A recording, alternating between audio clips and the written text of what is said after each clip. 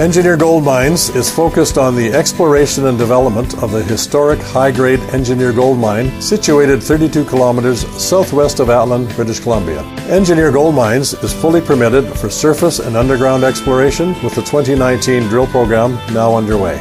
Engineer Gold Mines Limited trades on the TSX Venture Exchange, symbol EAU. For more information, please visit us at engineergoldmines.com.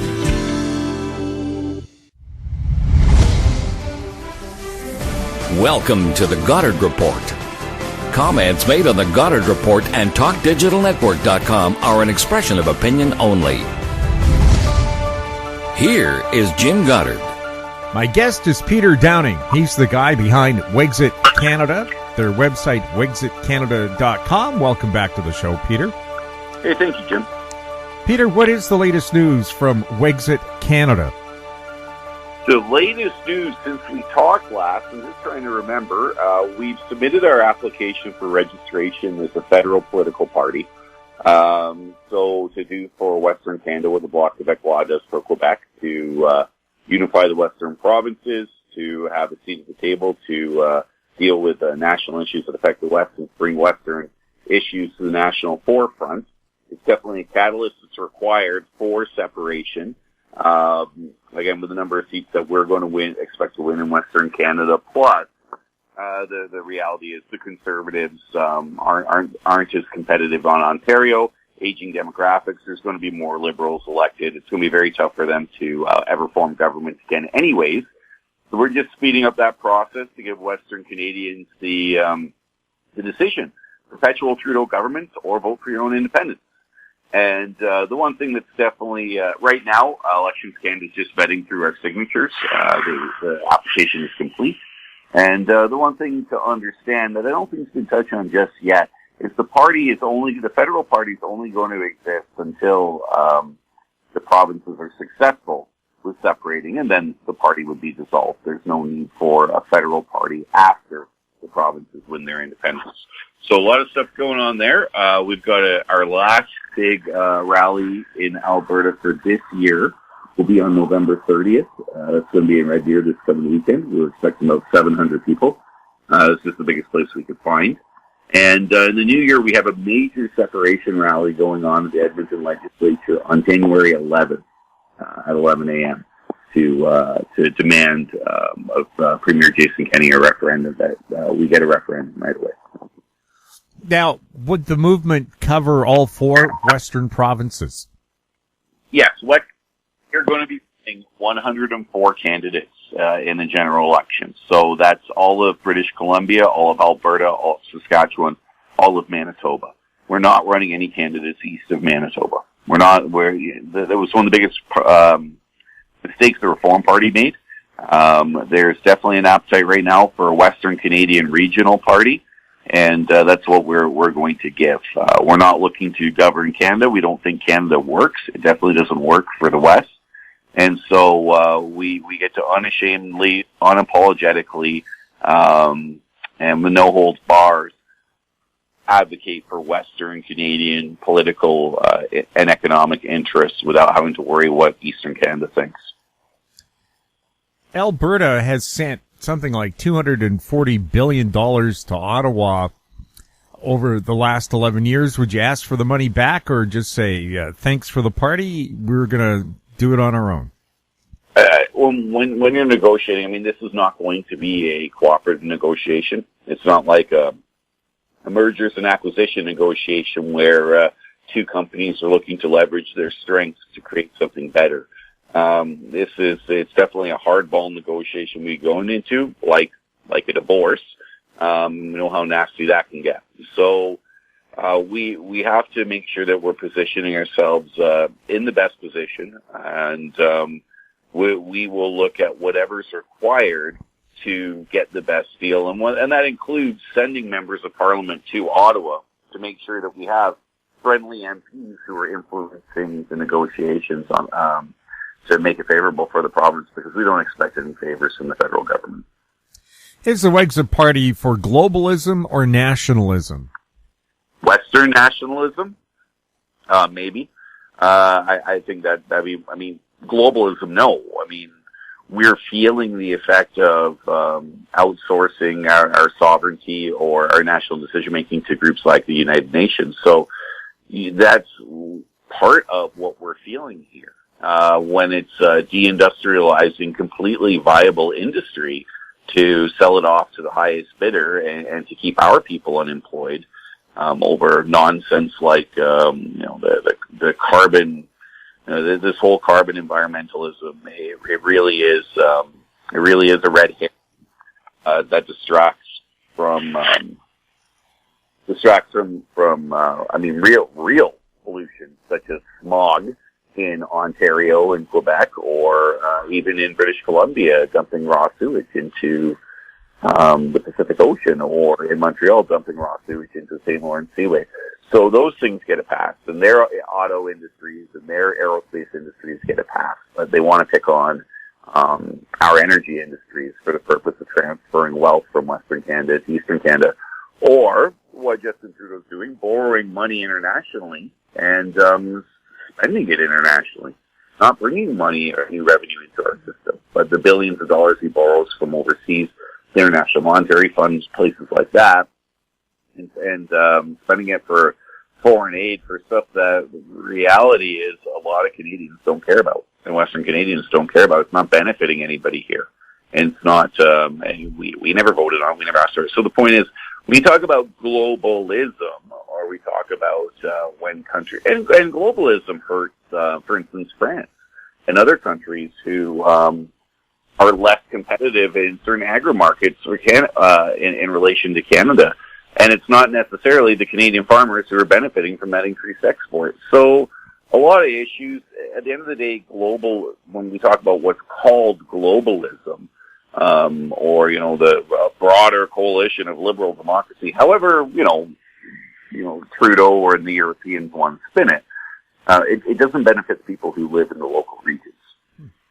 Would Western Canada be self-financing instead of borrowing money from the banks, borrow from itself the way Canada used to do it before we started running up deficits in the 70s? Yeah, we have the ability to back, whether it be our money with the trillions and trillions of dollars of natural resources we've been blessed with, the relative youth, the youth relative to the rest of the country, the hard work, the ingenuity, the productivity of our own people. I think that we've got the ability to definitely finance our own needs through the resources that we already have.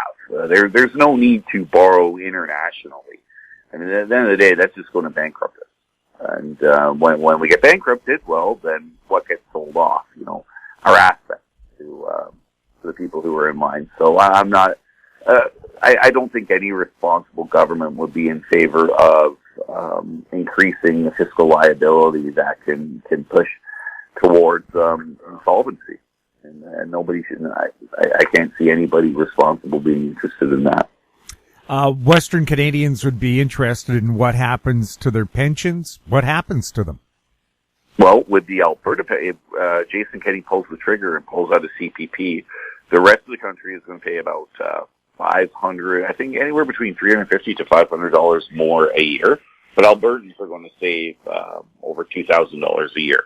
And we got the ability to, when we're talking about creating our own pension plan, and British Columbia, Saskatchewan, Manitoba need to have the same discussion, is, the most immoral thing about the Canadian pension plan in my eyes is if you got a husband and wife, they've worked their whole lives, they're driving down the road and they get hit by a truck and they both die. Does that pension get passed on to their kids? Not right now. No, the government keeps it, right? So we've got the ability to do something a lot more moral that benefits Albertans, or benefits Western Canadians. And again, that's a discussion at the provincial level, and it needs to be happening. But we are seeing Wexit BC has popped up provincially.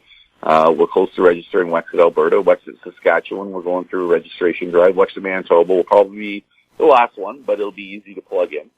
And we can have these kinds of discussions so that people in the Western provinces can have a pension plan that suits them the best. And I mean, you've got the Trudeau government right now. They're trying to weasel and call it a benefit. Well, I mean, that's just unconscionable. So, what a benefit that gets provided now to everybody who doesn't pay into it. So it's completely unconscionable. The current socialist approach of Eastern Canada does not work for Western Canada, and we need to have sovereign. We need to have local decision making in all things that concern Western Canadians. Do you have thoughts on who would make a good president of Western Canada? Maybe you. President Jimmy, I think he'd be too wild for the rest of the Western countries here. Plus, I've been on the media. I've been in the media too long. I haven't belonged to any political party because I question them all and what their motives are. But of course, being from Alberta originally and having lived in all 4 Western provinces, I'd have a pretty good perspective on what the people from my region are all about. Yeah. I think when we look at this, and we've had these discussions internally, is, this might be, we might only be in chapter 2 or chapter 3 of a 50 chapter book when it comes to the story of Western separation. And some things have been written, some of those chapters have been written before, Wexit has come on the scene. So whether our part to play in this moving forward is only as far as chapter 10 or chapter 15, or maybe we do take it all the way to the end, I don't know. But the reality is all we can do as a political organization or as Western Canadians is take it to the next level. We just have to keep the next step right now is simply party registration. That's the next step. We need to manage the process of making sure that the people who signed the membership sheets respond to Elections Canada so that we hit that 250 number. We sent in 543, so we should be good. But that's really the next step, and I think it's not to lose sight. We always have to keep sight of what our end goal is, but not jump ahead to the next steps, and not look at this like it's a popularity contest. And that's what I think. This is why we've been underserved in politics for so long. Because if you look at the crop of politicians that we have, a lot of them, they might have been the nice kid, they might have been the popular kid, maybe they were the mouthy kid in high school. It's not like we've seen a whole lot of people who were the genius or the tough kid. And this is why we see a lot of risk aversion and sometimes politicians not giving us what we want because they're afraid of backlash from certain groups. But they miss the point of what's benefiting the majority of people. And this is what politicians lose sight of a lot when they view politics as a popularity contest. Of course, the democracy is defined. I mean, our voting system is first past the post. But I think that Western Canadians, part of the process and the journey for us as a people too, is getting a little bit more political education. I have a lot of friends from India. We have a number of members of our party who happen to come from India, and they migrated to Western Canada. And they said, the way we treat politics the same way you guys treat hockey. And we haven't made the shift in Western Canada to treat politics the way that we treat hockey or football or whatever analogy you want to use.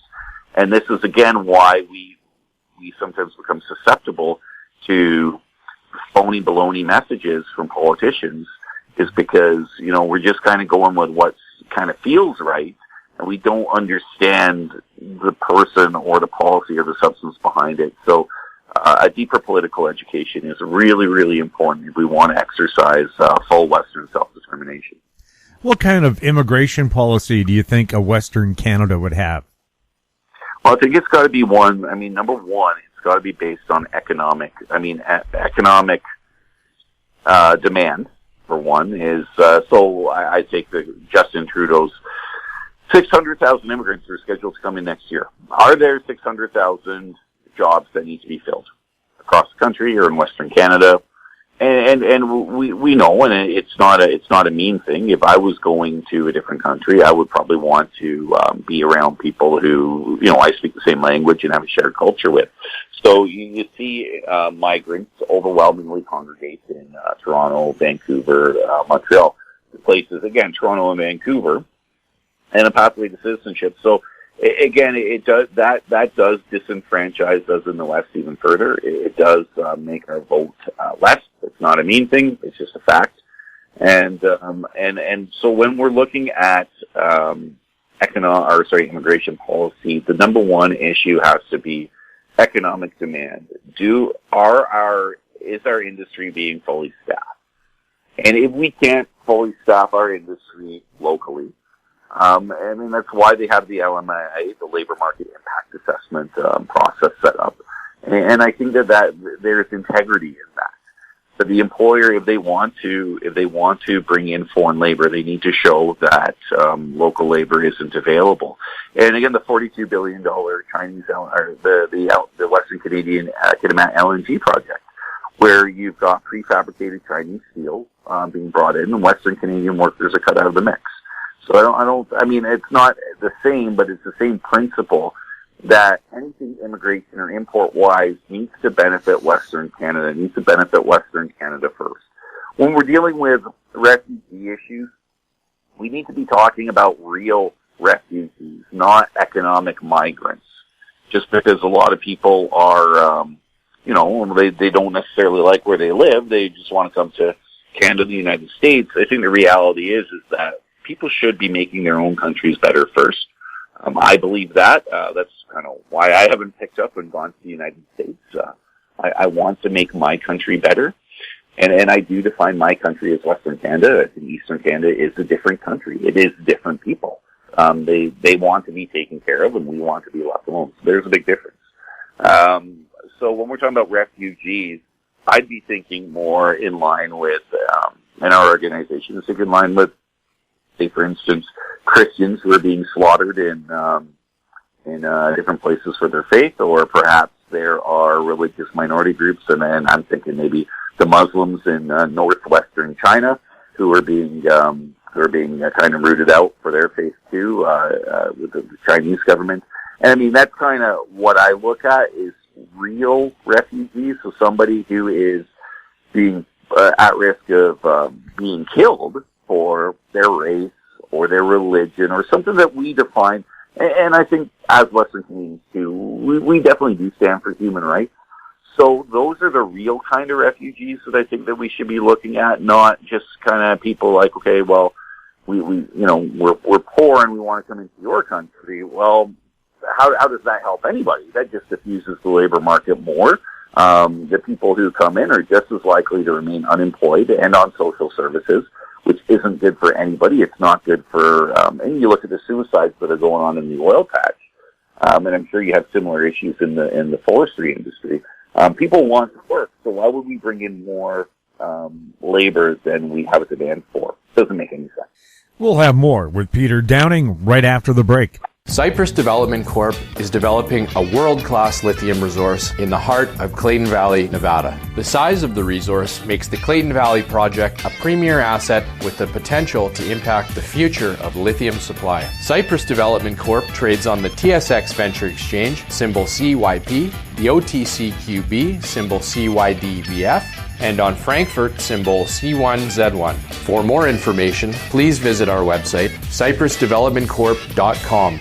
Media recognition from Bloomberg, Reuters, recycling trade publications, patented process for 100% recovery of critical metals, including cobalt, lithium, nickel, manganese, aluminum. American Manganese is focused on recycling lithium-ion batteries for electric vehicles. American Manganese trades on the TSX Venture, AMY, the US, AMYZF, and Frankfurt 2AM. For more information, visit AmericanManganeseInc.com or phone me, Larry Ray, at 778-574-4444. Welcome back. We're speaking with Peter Downing. Peter, what's the difference between the Wexit platform and the People's Party of Canada platform? Very little. I mean, the major difference, obviously, is we recognize that Confederation doesn't work for Western Canada, and I suspect, other than the last election was on trying to kick Justin Trudeau out, and so people pragmatically weren't going to vote for the PPC. They're going to vote for the Conservative Party as the most likely choice, and look at kind of not the best case scenario, but we just want to avoid the worst case scenario. People will avoid pain more than they will seek pleasure. And that explains the vote splitting side of it. But yeah, in Atlantic Canada, I mean, the PPC, Atlantic Canada, Eastern Canada, Quebec, the PPC platform goes over like a lead sled. The people don't want that. They want government intervention protecting their interests. And we want freedom from government to protect our interests. So it doesn't work. And the other main difference, I think, between us and the PPC is if you look at the diehard PPC member, there is a lot of focus on globalism, a lot of focus on immigration, some of those social issues, which definitely have to be addressed. I don't think the Conservative Party or anybody does anybody any favors when they ignore it. I think it's cowardly, and you need to address these issues publicly. And at the same time, our focus is a little bit more industrial. It's a little bit more focused on the people who work in industry, and we really don't care what color. I mean, and I'm not saying the PPC people do either, but we take a position of social neutrality. We really don't care what color your skin is. We really don't care what direction you pray in. We really don't care who you date or how you choose to reproduce or anything like that. No, and we say it very clearly, no special treatment for anybody. Be yourself, be a Western Canadian. And I think that's how we square the circle. We're not left-wing or right-wing, but we do attract a number of conservatives and a number of libertarians, and I think that's kind of how we maintain social cohesion as a political group. And then for those on the left side of the political spectrum, we have something too. I mean, our values are definitely about correcting the injustice and raising the quality of life for our First Nations people who don't have clean drinking water on their reserves. That's absolutely unconscionable. Mental health, addiction, homelessness, those kinds of things, we have some real solutions for. And again, I mean, myself and other people within our organization have worked in those industries. We really do understand it. We really don't accept that it's a fact of life that we're having people live on the streets. We don't like that, and we do have solutions for that don't pit the taxpayer against the homeless, or don't pit the Indigenous person against the non-Indigenous person. Again, we've squared the circles on those things as well, so that we can have a much nicer place to live. Separation isn't for the sake of separation. Separation is for the sake of having a nicer place to live. And that's being taken away from us by Eastern Canada. And foreign interests as well. Wexit seems to be receiving more attention from the mainstream media than the People's Party did. Do you think, or what do you think is attracting the mainstream media to the Western Canada separatist movement? Well, I think because it's more viable. I think the people who are knowledgeable in politics and economics, in industry and that side of things, and in the media, recognize the viability of this. And I think when they take a hard look, despite anything anybody wants to say about me or slam me, it's funny. The far left want to call me far right, like I'm some kind of racist Nazi, but the far right consider me far left. I mean, there's even stuff going around that I'm being funded by George Soros, which is complete nonsense. So, me and my wife, we both work, right? We don't receive foreign funding. We work our own jobs, and membership fees pay for the expenses of the organization. So, I think the big reason why there's a number of reasons. This isn't the first time Western separation has happened. It's not the first time it's happened under a Trudeau either. So there is a political history to this. But I think with the Canada, if you look at the social unrest, that probably first started in the U.S. and then in Europe, has kind of come full circle back to Canada. Canada tends to be the last, whether it's immigration or civil societies or the racism question, all these kinds of things. Canada got hit with it last, and we tend to follow Europe by a couple of years. And so the populist sentiment that, again, started in America and went through Europe is now, again, back in Canada. So that's an external factor that we have here that we don't have control over, but there is an external dissatisfaction with the current political class that we do have solutions for. And we do definitely, we never want to be disconnected from our blue-collar roots. Our biggest supporters are blue-collar workers in industry, and we actually sit a little bit further to the left of center when it comes to workers' rights, quality of life, worker safety, those kinds of things, and protecting our labor markets domestically. So we do have a blue-collar appeal that I think, again, just like a good boxer, you've got to have a hard right hand, but sometimes you've got to know how to throw jabs and heavy hooks and stuff like that, too, with your other hand. So we're not ideological that way. And I think that the mainstream media, it's tough for them to define us and to define this movement. And there are no political solutions. Anything that before it would have been the re-election of the election of the Mulroney government. But that didn't happen this time. The Conservatives didn't get back in.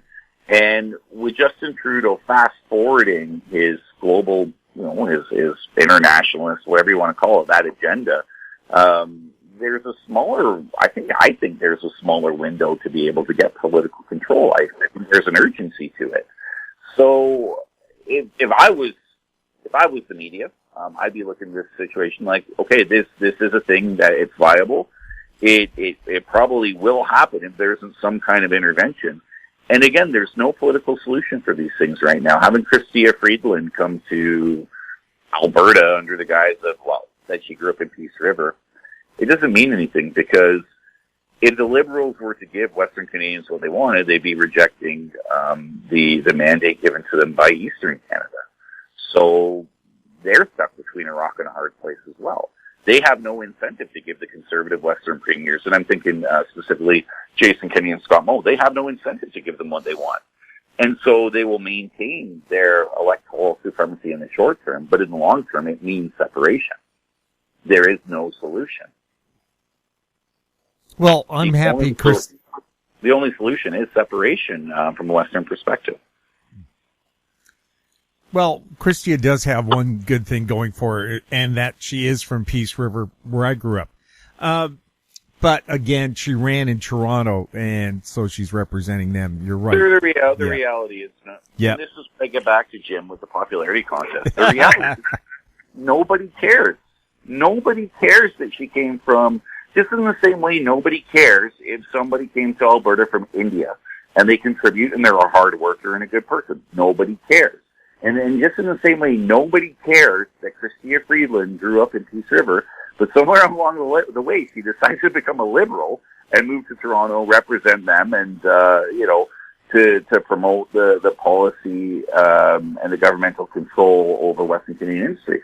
Somewhere along the way, it went wrong for her. From our perspective, nobody cares that she's from Peace River. I guess it's been a long time since she's visited the grave of 12-foot Davis, one of the icons of the town of Peace River. We'll have more with Peter Downing right after this. Avon Resources Limited is a gold exploration company with significant projects in British Columbia and the Yukon, trading on the TSX Venture Exchange, symbol ABN, and the OTCQB, symbol ABNAF. Surrounded by world-class gold deposits and mines, Avon's 23,000 hectares Forest Kerr Gold Project is located in the heart of the Golden Triangle in northwestern BC. For more information, visit us at avonresources.com. Don't miss out. Stay informed. Receive the HowStreet.com weekly recap with thought-provoking podcasts, radio, and articles delivered to your inbox. Sign up for the HowStreet.com weekly recap on our homepage at HowStreet.com. Welcome back. We're speaking with Peter Downing. Peter, Rebel News did not give much coverage to the People's Party during the election, yet they seem to be giving a lot of coverage to Wexit. What do you think they see in Wexit that they didn't see in the People's Party? Well, I think it's the same thing the mainstream media see is the mainstream viability of this. And something else to catch on too. I mean, when you've got, we laid the digital infrastructure for a long time before Election Day. And we put a lot of preparation into it. I mean, just like any business who prepares for a shift in the market, tends to reap the rewards of that. So we did put quite a bit of preparation in it for on the announcement of a Trudeau re-election that the term Wexit would go viral, and we've got some of the most talented people in the world working on our team. And so when you see 250,000 people sign on to something in 24 hours, I mean, that's a big thing. So I think that the Rebel, just like the mainstream media, sees the political or the commercial viability of the Wexit brand. We put a lot of work into the Wexit brand, and there's a lot of copycat artists out there too that we have to deal with right now. But this is international. I mean, I just read a German article on Wexit. I've read Polish articles, Russian articles. We're in the Wall Street Journal the other day. So and again, the import of what this means for just even North America or business on Wall Street, businesses on Bay Street, how it affects the share price. There's just a lot of business uncertainty. It brings in a lot of business opportunity. Western separation presents. So it definitely has a disruptive effect. And I think the Rebel media has done a good job of being disruptive from at least the political mainstream narrative, which I think they've done a good job of asking the tough questions. They definitely are kind of fall under the spectrum of, not necessarily journal. I mean, they have a heavy journalist component, but they do a lot of advocacy as well, which isn't, I think, the mainstream media, where the mainstream media tries unsuccessfully to be subtle in their advocacy for political leftist interests or international interests. The Rebel does the same thing, but they do it a little bit more openly for the kind of more the libertarian conservative side of the spectrum.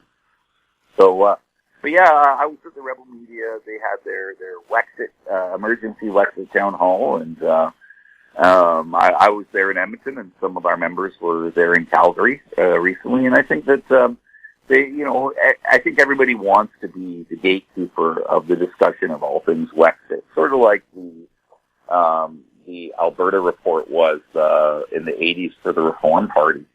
So, I mean, that niche is kind of getting carved out. The Western Standard Online has been giving us quite a bit of coverage online with their newspaper as well. So I think that we, just like, with Walmart, you've got other businesses that pop up in Walmart parking lots. Similar thing with Wexit. Antifa was attacking and protesting at People's Party events. Do you expect Wexit events to remain Antifa-free? Well, they have been Antifa-free so far. We've received some flack online from those guys. I mean, it was funny. I used to work in a Christian homeless shelter with one of the Antifa guys in Edmonton, and I called him out. And I asked him if he lost any Antifa points or any wokeness points for working at a conservative Christian charity. So, but the reality is we hire security for all our events. We have a full security detail, and and I think there was at our Edmonton event, I think one Antifa guy came out, but we have full security. And I mean, really, Antifa want to come out when we've got, last time was 1,700 pissed off Albertans. I don't know about that. It's not a fight that I'd want to pick.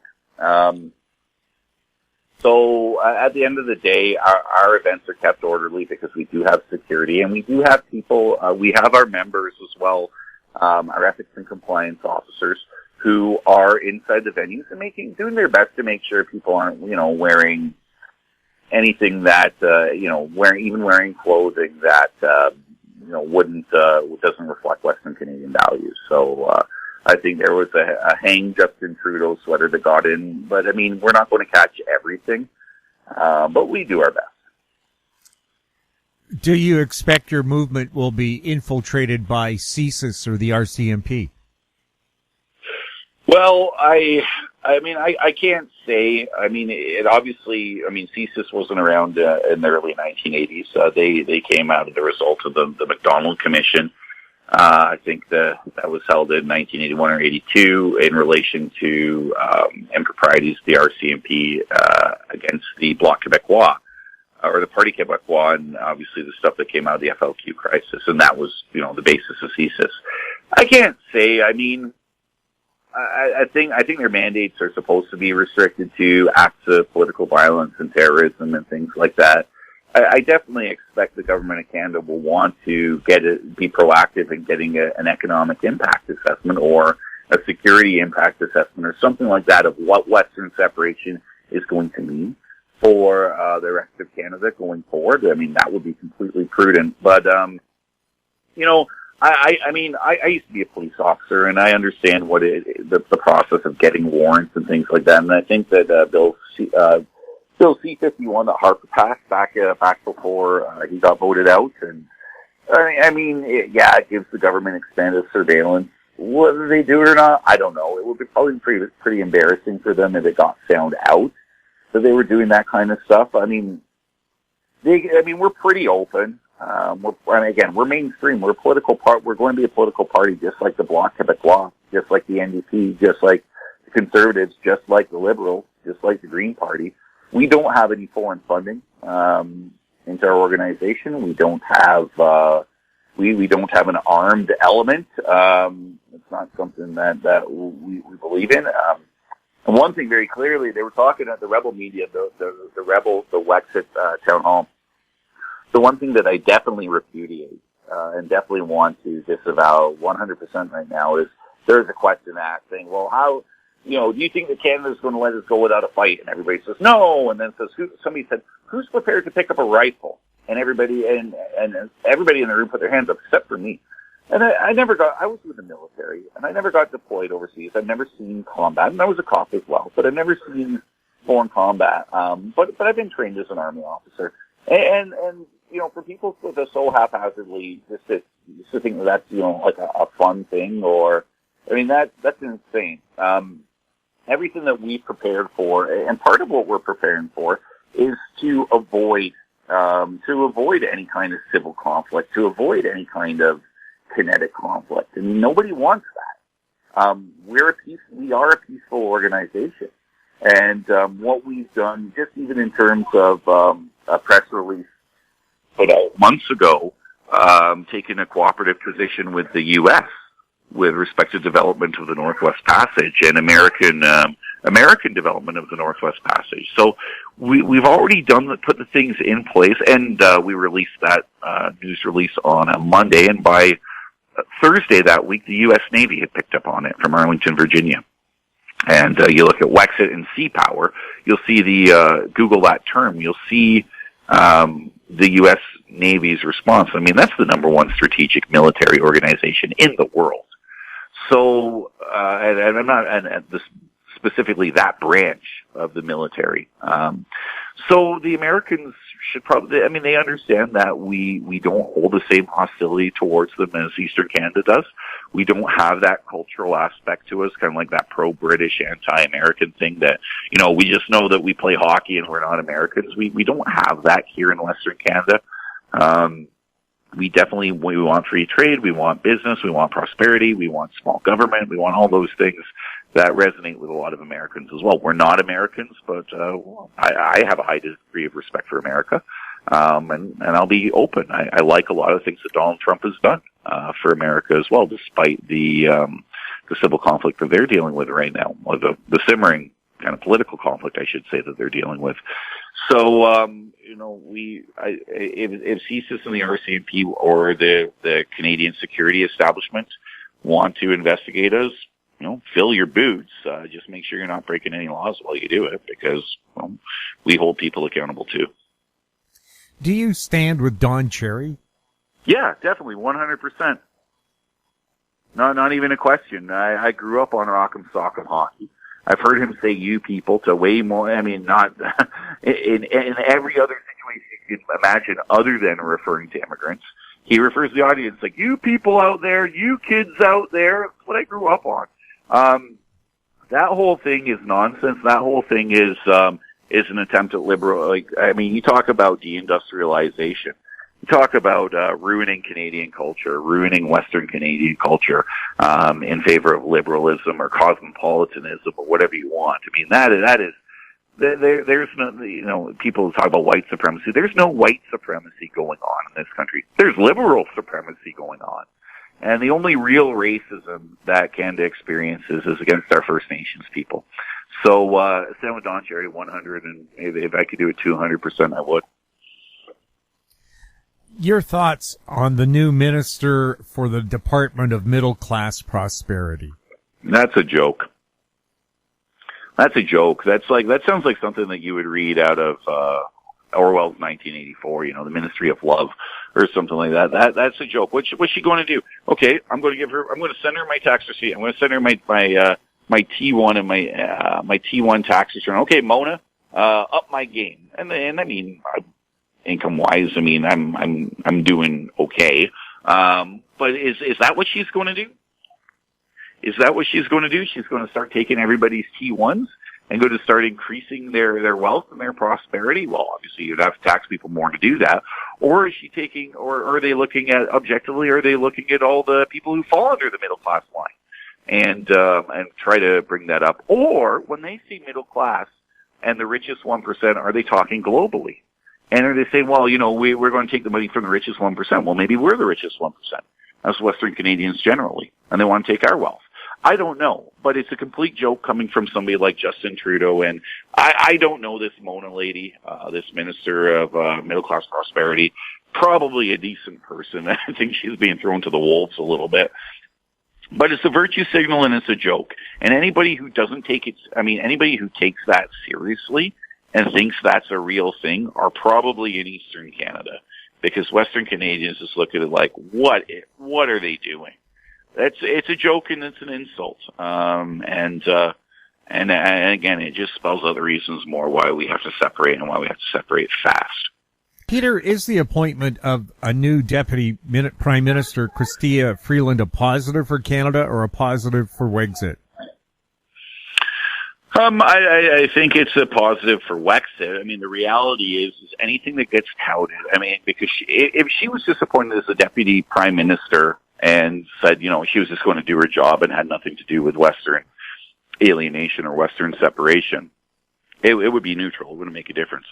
But any time that whether it be the Trudeau government or even the provincial governments, the governments of Jason Kenney and Scott Moe in Alberta and Saskatchewan, propose something that's supposed to be to deal with the dissatisfaction in Western Canada, and it fails, and it doesn't follow through, and it's only window dressing, it just increases support for Wexit. Absolutely. We're hearing rumors Stephen Harper might try to be leader of the Conservative Party again. What are you hearing? I've seen that report too, and it looks like Andrew Scheer's getting it from both sides. He's getting it from the progressives in the organization, and he's getting it from the Conservatives. I mean, nobody's satisfied with it. And again, if you contrast the Conservative Party of Canada, or maybe the Wild Rose Party in Alberta would be from before would be a good example of the split between the Libertarians or the Progressives and the Social Conservatives. We've squared that circle. We're socially neutral, and we don't virtue signal one way or another. We treat politics the way you would treat the office space at work. We're not having these kind of conversations about what direction you pray in, who you date, how you choose to reproduce. Anything like that, what color your skin is. We don't talk about these things at work. I mean, we just don't. It's not part of our society. So we treat politics the same way. The problem is that when you've got politics being treated as the popularity contest, which I spoke about earlier on, and how a lot of politicians were probably the popular kid in school, nobody's satisfied with the current Conservative Party. So I think that Stephen Harper, if I see a guy like Charles McVety, who is a social conservative, criticize Andrew Scheer, well, what does Stephen Harper bring to the table that somebody like Charles McVety can go for, but that the progressives in the party can go for? And that's an interesting discussion. I think the Conservatives will need to have somebody like that who can kind of square their circle. Again, it's going to maintain the same level of dysfunction, and they're not going to be able to deliver what their base, whether it's the progressives or the Conservatives within the organization, actually want. But they'll kind of reduce it. Somebody like Harper would reduce it back to the lowest common denominator. I think the issues of social conservatism go away when with somebody like Stephen Harper, who he shut down a number of debates on some things like abortion while he was in power. So I think that somebody like Harper will satisfy the more progressive side, and I think with Harper, his pro-Israel stance too will attract a lot of the conservatives. So that would be a sensible choice. Or somebody like him. I mean, if he's choosing to step out of the international work that he does, or maybe the fact is that I think his international contacts would be a benefit for the Conservative Party. But again, it still doesn't address Western alienation. Harper signed the agreement with China in 2014. That gave, I think, 35 years for the Chinese government to sue if Canadians passed laws that weren't in the best interest of Chinese economic development. So what Harper has done at the global level, it definitely is the antithesis of what Western Canadians, especially workers, are looking for. So I think somebody like Harper would serve the internal problems of the Conservative Party of Canada and can set them up to be successful electorally in all of Canada, but it still doesn't solve the Western Canadian problem. And so with Wexit running our federal candidates, the Conservative Party just isn't going to win enough seats to form government again. So we're removing that false hope, and giving people the choice: perpetual Justin Trudeau governments or separation. Any fears that the Conservatives or somebody else might hire Warren Kinsella to run a campaign falsely accusing you of being a racist or your movement? I would love Warren Kinsella to do, or anybody to do that. Take a picture of me and my non-white wife and our mixed kids. That would be fantastic. Go for it. Call me a racist. That's the most absurd thing I could think of. Your thoughts on Sharia law in Canada and in a separated Western Canada? Well, no, there's one law for everybody. Everybody is equal under the law. I mean, the reality is I think so folks who come from a different country, let's deal with, the history of Islam, that becomes a contentious thing. It was never a contentious thing when Muslims first came to Canada, in the late 19th century, early 20th century. It was mostly, Arabic folk, whether they were Muslim or non-Muslim, who really just wanted to escape having their kids having to serve in the Turkish army. And they were business owners, and they integrated very, very well, extremely well. I've served in the army with Muslims as well, and some of the best people in the world that I've met. And it's not necessarily a religious thing. I mean, there's an interplay between religion, culture, and nationality that we, not knowing it, tend to think it's just one thing. So the issue with Islam was never a real issue in the West, and certainly for me growing up until September 11th. And then there was a whole bunch of wars, a whole bunch of bombings of Muslim countries, and then a bunch of displaced Muslim people were pretty upset about it. And you start to see terrorism happen when you've got people who were second generation, who were kind of disconnected from their parents who came over and disconnected from the culture at large. And so we start to see this sort of hotbed of Western jihadism. And again, even my Muslim friends tell me, don't use that word. Like, jihad is a term of respect. Like, don't give these bastards and criminals, a term of respect. And so we kind of see that. Now we're seeing a lot of the economics of it. Again, it's not a religious thing. It's a lot of people who come from some poor Muslim countries who are coming over here in the same way sort of as the Irish did back in the 1900s. So there's the difference is when the Irish came, they were taking jobs. Now we've got people who are coming from third world countries who are coming here, and whether it's from South or Central America, or whether it's from Africa or anywhere like that, North Africa, anywhere like that, and now people are going on social welfare. So when you talk about Sharia law, I mean, I know Muslim people. I mean, I know people in general, and people just want to take care of their own families. They want to get their kids through school. They want a better life for their kids, and they want to save for their retirement.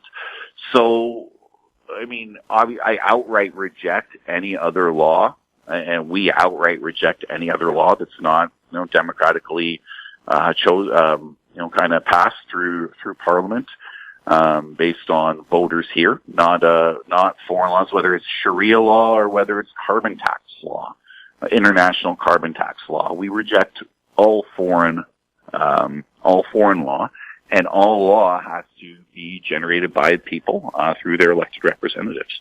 And to go even further than that, we also reject judicial activism law. The law kind of created actively or passively by our judges who've lost connection with, again, whether it's the Charter of Rights that came in 1982, which gave them that power, taking the power away from Parliament. We want to bring the power back to the elected representatives, and even go a step further than that is introducing more direct democracy, more referendums on issues that affect Western Canadians, because democracy shouldn't only be practiced during the election time. If we want to have true democracy, we need to have more.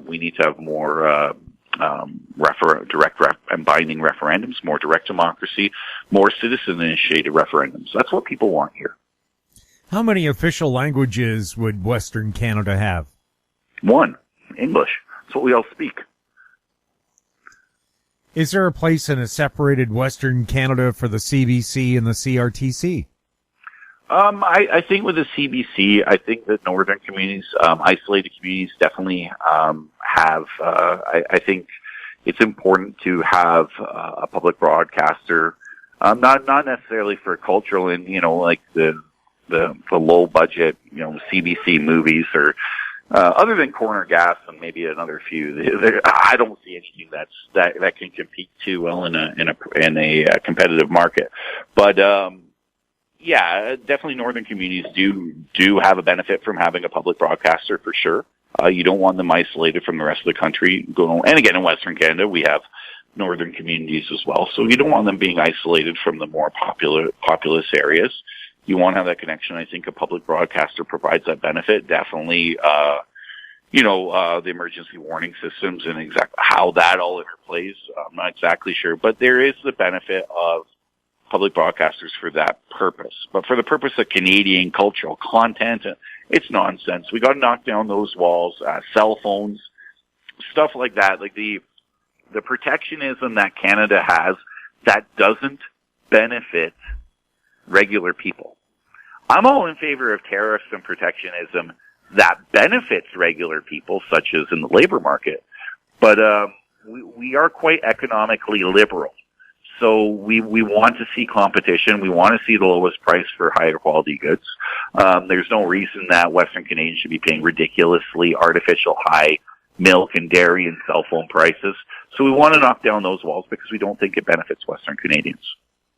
By the way, Corner Gas was produced by CTV, so don't give the CBC credit you got for me that. there. And it was a great show. So yeah, yes. I mean, so then even less reason. So it was funny. A CBC reporter asked me, he says, so you're not supporting the funding of the CBC? No, or increased funding. He said, well, kind of in my mind with some of the media coverage we've received and the false stuff, said, we defund you into a million little pieces, except for the essential services. But yeah, if you want to know our position on this is, except for essential services, as I just mentioned, we would defund them into a million little pieces.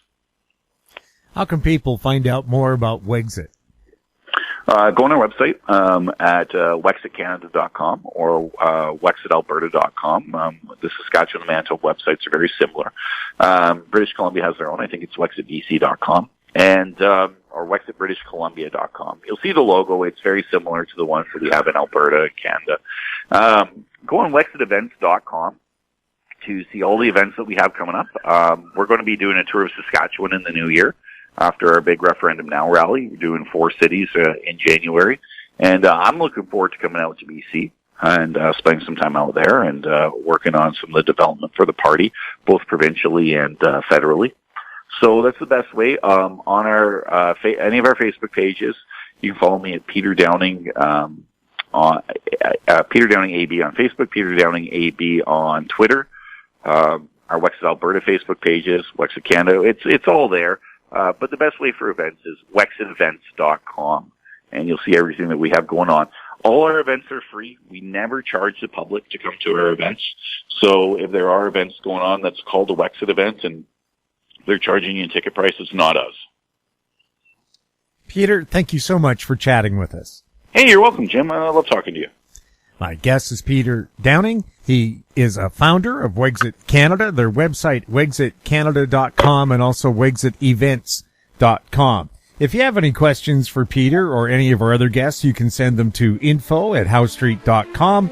Our YouTube channel is Talk Digital Network. Find us on Twitter @TalkDigitalNet. We're also on Facebook. I'm Jim Goddard. Thank you for listening. Comments made on the Goddard Report and TalkDigitalNetwork.com are an expression of opinion only. The Goddard Report is available online and mobile at TalkDigitalNetwork.com. The Goddard Report is a production of Howe Street Media Incorporated.